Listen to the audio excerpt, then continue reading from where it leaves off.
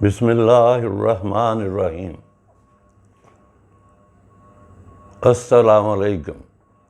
Ladies and gentlemen, I'm sorry that I couldn't appear before you earlier. There were certain reasons. One of them was that I was not feeling well. We were discussing how Pakistan came into being and how Pakistan is faring today. جیسا آپ جانتے ہیں قائد اعظم نے اس تحریک کی قیادت کی جو پاکستان بننے پر مجتمع ہوئی. اس کا سفر تو ہزاروں سال سے ہے، بلکہ میں یوں کہوں گا کہ جب پہلا مسلمان ہندوستان آیا تو پاکستان کی بنیاد رکھ دی گئی تھی، کیونکہ ہندوستان ایک ایکسکلوسیو ریلیجن ہے. ہندتوا یعنی ان کا مذہب ہے کہ revival of Hinduism in all its forms. تو اس میں مسلمانوں کو تو اب تسلیم ہی نہیں کرتے، لیکن اس وقت بھی 1200 سال یا اتنا ہی عرصہ اکٹھے رہے، لیکن انہوں نے پاکستان کا تو ذکر ہی کیا، انہوں نے مسلمانوں کو بھی تسلیم نہیں کیا. قائد اعظم کے 14 نکات یعنی unity between Muslims and Indians وہ فیل ہوئے. آخر کار انہوں نے مسلم لیگ میں شامل ہوئے. اس تحریک کا اصل مسئلہ تو سر سید احمد خان سے شروع ہوا. اس کے بعد علامہ اقبال نے وہ فریضہ اپنے ذمہ لیا. 1930 میں الہ آباد کے مقام پر علامہ اقبال نے پہلی دفعہ پاکستان کے خد و خال بیان کیے، اور 1900 جو پاکستان کا ریزولوشن کہلاتا ہے 40 میں انہوں نے قرارداد پاکستان منظور کی، جس کے تحت پاکستان کو باقاعدہ طور پر ہم نے تسلیم کیا کہ ہم اسے حاصل کریں گے. Resolution means we are resolve to get Pakistan, اور اس کے لیے ہم نے شرائط بھی طے کر دیں. تو it is a miracle that Pakistan came into being in a short period of 7 years. اب پاکستان بن گیا. قائد اعظم پہلے گورنر جنرل، ان کی پہلی تقریر کانسٹیٹیوئنٹ اسمبلی میں، that is wonderful, that is a remarkable and milestone in the history of Pakistan. Quaid-e-Azam نے تسلیم کیا کہ اب پاکستان بن گیا، اب پاکستان کی مملکت میں تمام شہری آزاد ہیں مذہبی طور پر. all followers of religions are free to go to their places of worship. Hindus are free to go to their temples, Muslims are free to go to their mosques, Christians are free to go to their churches. In a word, all are free. اب ایک یہاں سے تمثیل ہے کہ Quaid-e-Azam was a constitutionalist. He was a democratic. He was a democrat to his finger tips. ان کا اول و آخر جمہوریت تھی. لیکن ہوا کیا کہ پاکستان میں ہر چیز آئی مگر جمہوریت نہ آئی. میں پاکستان کو کچھ حصوں میں تقسیم کرتا ہوں. ایک حصہ وہ جو 1947 سے لے کے اور 1958 تک، اس میں تجربے ہوتے رہے، لیکن ایک چیز واضح ہو گئی کہ بیوروکریسی اپنی جڑیں مضبوط کر رہی تھی. پہلے قائد اعظم کو منصب سے ہٹایا گیا، پھر لیاقت علی خان کو 1950 کے قریب. اس طرح دو جو بڑے لیڈر تھے مسلم لیگ کے، انہیں منصب سے ہٹا دیا گیا. اب بیوروکریسی آزاد تھی. ایک وقت یہ بھی آیا کہ مرزا غلام احمد جو اپاہج تھا، پیرالیٹک تھا، وہ اپنی چارپائی سے حکومت کر رہا تھا اور پورا ملک ایک پیرالائز شخص کے حکم پر چل رہا تھا. کوئی آئین نہیں تھا. اس وقت جو آئین تھا وہ انڈیا ایکٹ 1935 تھا، جس کے تحت حکومت چل رہی تھی. اب 56 میں آئین بنا. وہ آئین بھی کیا تھا؟ ایک مذاق تھا.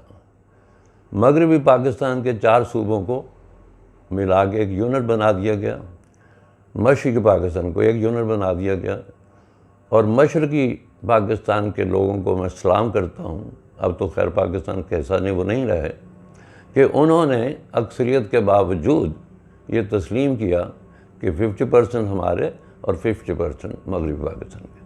ایک نیشنل اسمبلی جس میں 50% بنگال کے لوگ ہوں گے اور 50% مغربی پاکستان کے لوگ.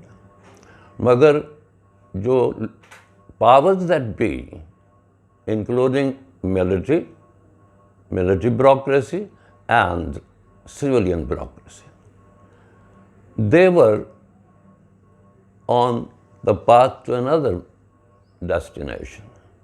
They didn't want democracy in Pakistan.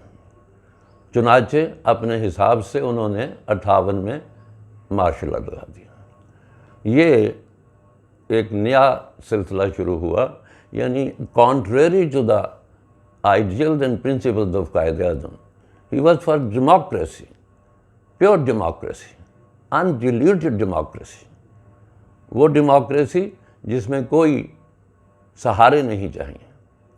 لیکن ایوب خان صاحب نے یہ لمیٹڈ ڈیموکریسی، انہوں نے ڈیموکریسی کو محدود کر دیا. 50,000 یہاں سے 50,000 وہاں سے انہوں نے ایم این چننے تھے اور انہوں نے ہی صدر چننا تھا. یہ ان کا 62 کا آئین تھا. ماشاءاللہ یہ دوسرا آئین آ گیا.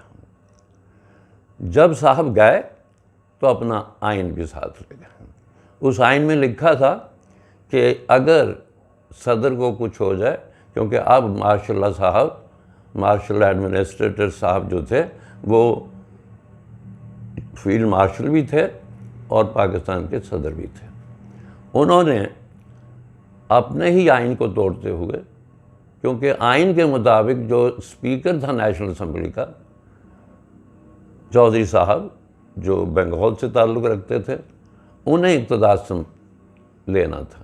لیکن کانٹریری ٹو دیٹ انہوں نے انوائٹ کیا اپنے متحد یحییٰ خان کو کہ اقتدار سنبھالیں. انہوں نے 1968 میں اقتدار سنبھال لیا. مجھ سے پچھلے لیکچر میں کچھ فیکٹس کی غلطی ہوئی تھی، وہ میں اب درست کرتا ہوں. اب انہوں نے کوئی 1970-71 تک حکومت کی. الیکشن ہوئے اور کہتے ہیں پہلے اور آخری fair election in the history of Pakistan, election of 1970. اس میں پاکستان کا اصل روپ سامنے آ گیا. یعنی مشرقی پاکستان جو آج بنگلہ دیش ہے، وہاں کا ایک بھی بندہ نیشنل اسمبلی میں منتخب نہیں ہوا، اور مغربی پاکستان کا ایک بھی بندہ مشرقی پاکستان سے منتخب نہیں ہوا. یعنی یہ ہسٹری نے فیصلہ کر دیا کہ Pakistan had two independent, sovereign and autonomous states, or they were to be established into one loose confederation. That was not done. History is before you. اب مغربی پاکستان بن گیا، اور وہی الیکشن کے تحت ذوالفقار علی بھٹو وزیر اعظم بن گئے، اور یہ سلسلہ چلتا رہا 1977 تک. 5 جولائی 1977 کو ضیاء الحق نے اقتدار پر قبضہ کر لیا. وہ 90 دن کے لیے آئے، مگر 900 دن سے بھی زیادہ عرصہ رہے. تو اس طرح انہوں نے، بعض کہتے ہیں انہوں نے خانہ کعبہ میں حلف لیا تھا کہ میں الیکشن کرواؤں گا 90 دن کے اندر، لیکن اس شخص نے نہیں کروایا. اور جتنا نقصان ضیاء الحق صاحب نے پہنچایا پاکستان کو اتنا کسی اور نے نہیں پہنچایا. کلاشنکوف، ہیروئن اور دہشت گرد یہ ساری اس دور کی پیداوار ہے. ان کا جو طیارہ تھا وہ کریش ہو گیا بہاولپور میں، اور with that crash the second martial law, the longest martial law in the history of Pakistan came to an end. اب بے نظیر بھٹو 1988 میں الیکشن میں وہ اقتدار میں آئی. وہ باہر گئی ہوئی تھی، rather she was in exile.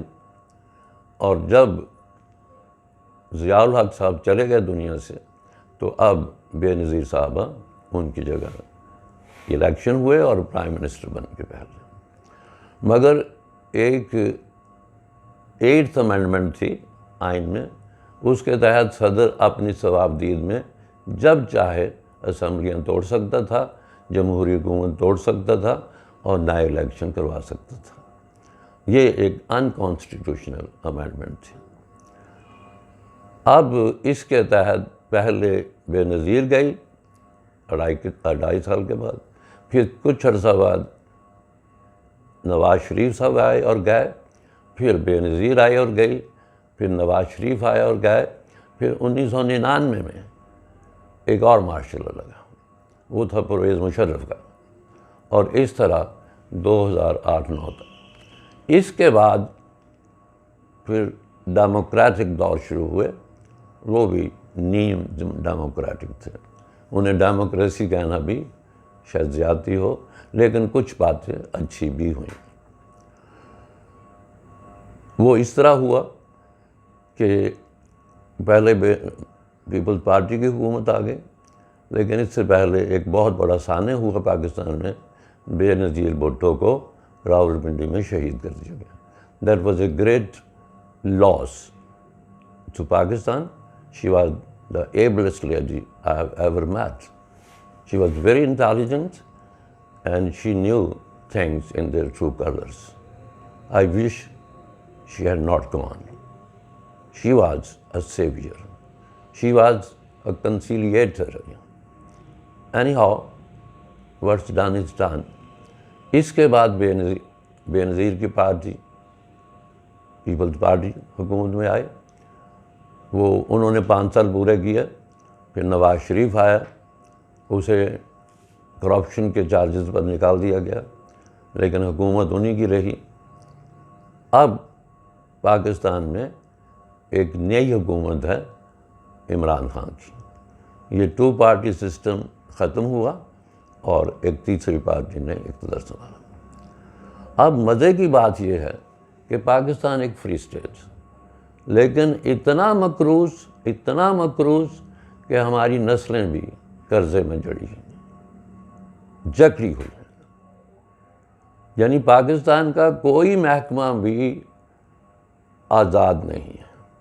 آپ پولیس چلے جائیں تھانے، they won't register your report اور protest without money.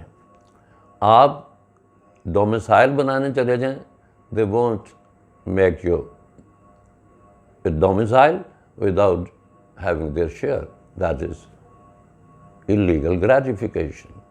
The same is the case with almost all institutions. Even our courts are not free from corruption. اب ہماری پاکستان کی جو supreme court ہے، it hasn't a brilliant career and record. سبھی جو supreme courts تھیں انہوں نے مارشل لا کو جسٹیفائی کیا، کبھی کس نام پہ، کبھی کس نام پہ، کبھی کس نام پہ. یعنی حد یہ ہے کہ پرویز مشرف کو بھی یہ موقع بھی دے دیا گیا کہ وہ آئین میں ترمیم کر سکتے. بہرحال آج پاکستان کا یہ حال ہے کہ we have no future, frankly speaking. Imran Khan is doing his best, but in many cases he is a failure. اب دوسری بات یہ ہے کہ پاکستان وہ واحد ملک ہے جس کے لیڈران کی پراپرٹی باہر ہے، سب کی، وداؤٹ ایکسیپشن.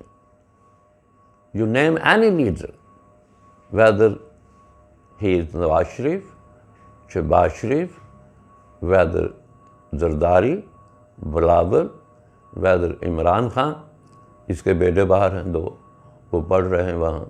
یعنی کوئی لیڈر بھی ایسا نہیں جس کے بچے باہر نہ ہوں یا باہر پڑھا نہ ہو. یہ ایک ہمارے ملک کی بدقسمتی ہے. اب سب لوگ اسلام اور ڈیموکریسی کا استعمال کرتے ہیں. نہ کوئی اسلام سے سنسیئر ہے، نہ کوئی ڈیموکریسی سے سنسیئر ہے. ڈیموکریسی تو بڑا ہی ایک عجیب سسٹم ہے. اب کراچی کا الیکشن ہوا، 16,000 ووٹ لینے والی وننگ پارٹی ہے، اور جنہوں نے مل کے کچھ 40,000 سے اوپر ووٹ لیا وہ اپوزیشن میں بیٹھیں گے. This is democracy. Majority of the majority in the National Assembly, in the provincial assemblies. اب پاکستان سے، اسلام سے، ڈیموکریسی سے کوئی سنسیئر نہیں ہے. ماسوائے چند ایک، یہ پہلی فوجی حکومت ہے who are standing with democracy.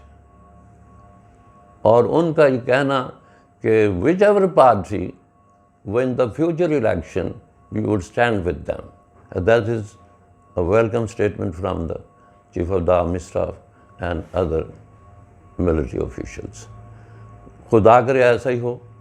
لیکن جس طرح ہم چل رہے ہیں، جس طرح ہم ایک دوسرے کو گالیاں دے رہے ہیں، جس طرح ہم ڈیموکریسی کو بدنام کر رہے ہیں، جس طرح ہم، نہ ہمارا کوئی معاشی پروگرام ہے. یہ مجھے تو یوں لگتا ہے، یہ کہنے میں مجھے کوئی باک نہیں کہ یہ پاکستان غریبوں کے لیے نہیں بنا تھا. یہ چند گھرانوں کے لیے بنا تھا. وہ چند گھرانے آج بھی حکومت کر رہے ہیں. انہی کے بچے، انہی کے بیٹے، انہی کی بیٹیاں، انہی کے پوتے، انہی کی پڑپوتیاں یہ ممبرس ہیں. الیکشن اتنے مہنگے ہیں کہ غریب آدمی اس کا تصور بھی نہیں کر سکتا. اور عدالتیں، ہر ادارہ امیروں کے ہاتھ میں ہیں. ایک آدمی بھوک سے مر جائے، کوئی ادارہ حرکت میں نہیں آتا. اگر وہی غریب آدمی ڈبل روٹی چرا لے تو یہ قانون حرکت میں آ جاتا. تو یہ کس کا ہوا؟ The people who have property. Those who have no property have no law. They are being ruled without any law. کہتے ہیں نا رول آف لا، کہ قانون کی حکمرانی ہونی چاہیے. ہمیں تو قانون پر اعتراض ہے کہ یہ قانون بھی منصفانہ نہیں، یہ قانون بھی اسلامی نہیں. حضور سے پوچھا، یسألونک ما ینفقون قل العفو. اے نبی، تو اس سے سوال کرتے ہیں کہ کیا خرچ کریں؟ کہہ دیجئے جو فالتو ہے خرچ کر دیں. اب اس کا مطلب یہ ہوا کہ میرے پاس اگر 4 جوڑے جوتوں کے ہیں، 4 جوڑے کپڑوں کے ہیں، تو میں 2 پہنتا ہوں، 2 مجھے دے دینے چاہیے. 2 بندے 2 کنال کے گھر میں رہتے ہیں اور 200 بندہ یا 20 بندے 2 مرلے کے مکان میں رہتے ہیں. دس از ایکوالٹی. دس از دے کال نیچرل جسٹس، کہ خدا نے جیسا کر دیا کر دیا. اور خدا کے لیے غریبوں کی بات سنیں. They are dying, they are on the brink of starvation. They have no cure for their ailing children. They have no food for their starving children. They have no clothes for their naked children. And they have no house for their shelterless children. تو please do something for these poor people, otherwise that which is inevitable must happen. یہ میں نے آپ کے سامنے a bird's eye view of things پیش کیا. پاکستان کے 3 ادارے ہوتے ہیں. ایک لیجسلیچر، ایک ایگزیکٹو اور ایک جوڈیشری. یہ تینوں ادارے ہی وفا نہیں کر رہے پاکستان. ایک فوج ہے ہماری، وہ یونائٹڈ ہے for the defence of Pakistan, for the integrity of Pakistan.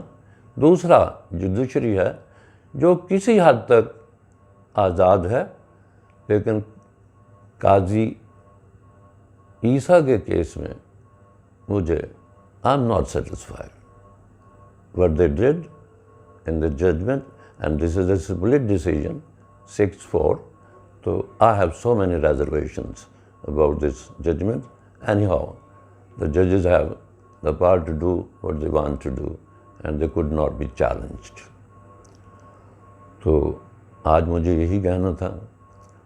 Next time ہم پھر انگریزی کی طرف واپس آئیں گے، اور موضوعات تو اور بھی ہیں جو انگریزی سے تعلق نہیں رکھتے.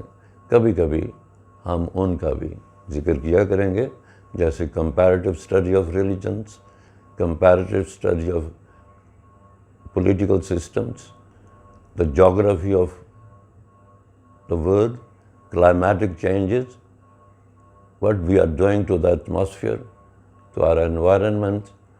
Such themes and topics we would be discussing in the coming days. Thank you very much. God bless you.